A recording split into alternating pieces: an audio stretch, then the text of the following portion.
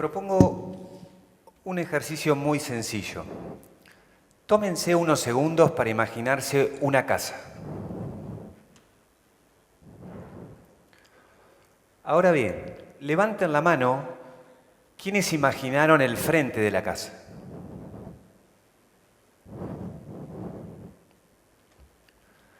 Y ahora levanten la mano quienes imaginaron alguna habitación en particular o el patio de la casa. Bien, menos mal que no falló. Ocurre que hay una gran similitud en cómo imaginamos esa casa y la imagen que tenemos de nuestro propio cuerpo. Es decir, la mayoría se imaginó el frente, la fachada, como que ponemos el foco en lo externo, en la mirada exterior. Lo mismo pasa con el cuerpo. Por lo general, conocemos nuestro cuerpo mucho más por fuera que por dentro. Y la mayoría de nosotros tenemos una imagen corporal que corresponde al espejo. Nos conocemos mucho más por delante que por detrás. En nuestro organismo existen una serie de receptores que nos van a dar una información acerca de cómo percibimos todo. Nosotros interpretamos la realidad en base a la información que obtenemos. Pero en nuestra cultura, esa información la obtenemos fundamentalmente de la vista y no necesariamente del resto de los sentidos. Nuestro cerebro sabe lo que pasa afuera gracias a los 5 sentidos, pero la vista generalmente es prioritaria al resto. Si nosotros no tenemos una utilización variada y equilibrada de los 5 sentidos, es probable que tengamos una interpretación de la realidad parcial. El cuerpo cuenta con una serie de receptores. Esos receptores se van a encontrar también en nuestro interior. Se denominan interoceptores. Nos dan información de lo que nos pasa adentro. Estos receptores se van a encontrar en diferentes órganos, como puede ser el corazón, los intestinos, los vasos sanguíneos, etc. Y nos cuentan de cómo nos sentimos, de qué es lo que nos está pasando. Cuando tenemos hambre, cuando ya estamos satisfechos, cuando tenemos sueño, o simplemente cuando tenemos un malestar o un dolor. Por suerte, también contamos con receptores que están en todo el cuerpo y forman parte también del esqueleto, como pueden ser las articulaciones, los músculos, los tendones, los ligamentos.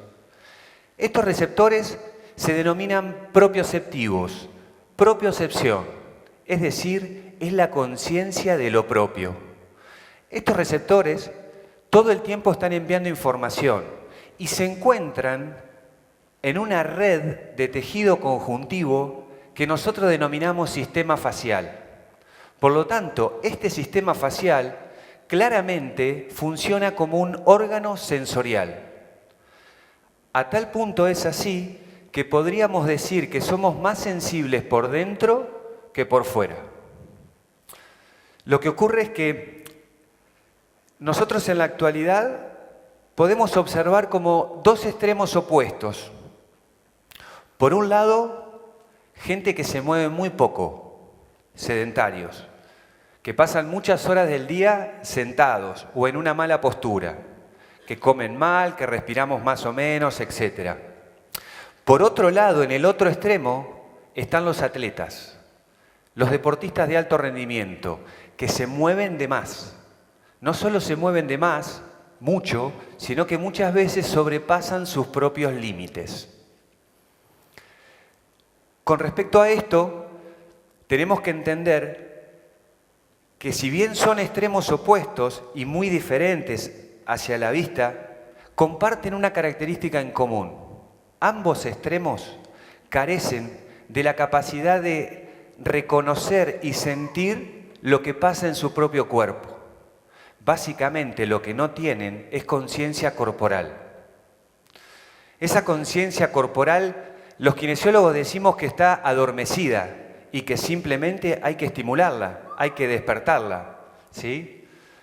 Esa falta de conciencia corporal va a generar en nuestro cuerpo compensaciones. Y les doy un ejemplo.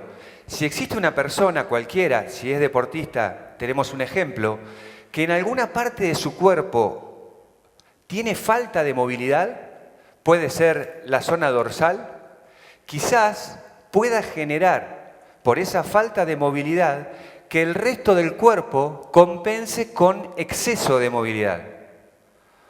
Por lo tanto, es una situación complicada, porque ese exceso de movilidad, a través del tiempo, y si esa persona sigue trabajando, haciendo sus actividades o su deporte, corre el riesgo de empezar a tener síntomas.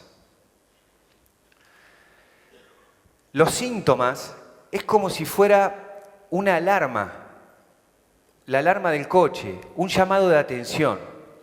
Pero hay un problema, los síntomas a veces nos engañan porque aparecen en un lugar diferente a donde estaba la causa, a donde esa parte del cuerpo donde verdaderamente era el origen del problema.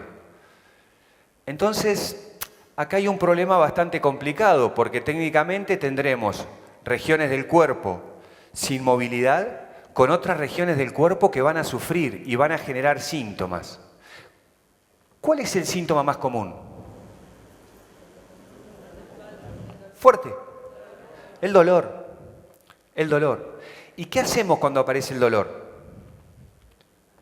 Utilizamos todo el arsenal terapéutico que existe para apagarlo, para silenciarlo, para que desaparezca. ¿Cuántas veces utilizamos medicinas, medicamentos o otras para tratar lumbalgias, cervicalgias, todas las algias o incluso una simple acidez de estómago o un proceso de constipación? Permanentemente estamos tapando síntomas que en realidad nos están avisando que en el cuerpo algo estaba funcionando mal. Quiero aclarar que me refiero a síntomas crónicos, no a un síntoma agudo como todos sabemos que existen y que hay que tratarlo de la mejor manera que se pueda. Síntomas crónicos, esos que se repiten muchas veces en nuestra vida.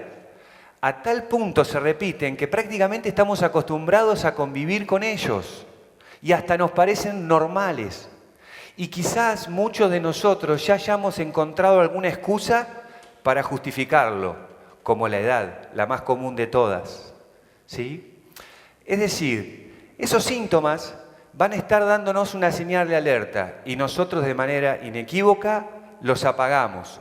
Quiero dejar en claro entonces que los síntomas no es una mala palabra y que deberíamos tener otra relación con ellos, otra interpretación. Claramente el dolor es una segunda oportunidad que nos da el cuerpo. Si no existiera el dolor, muchos de nosotros y algunos deportistas, los buenos, estarían muertos. Porque pasan sistemáticamente el límite de lo físico y ellos no saben cuál es ese límite. Por eso son buenos, ¿sí? El tenis es un ejemplo de esto. El tenis ha evolucionado mucho. Ahí tenemos un ejemplo como de dos personas, de dos deportistas de élite. Mi máxima admiración al deporte de élite, como siempre. Son únicos, son distintos. El deporte ha evolucionado, todos los deportistas evolucionan todo el tiempo, pero tienen una característica en común. Si hablamos de tenis, que es de lo que entiendo, voy a decirles que la biomecánica sigue siendo la misma. ¿En qué consiste la biomecánica del tenis? Muy sencillo, sin querer aburrirlos. Hay que transferir fuerzas desde el piso hacia la raqueta.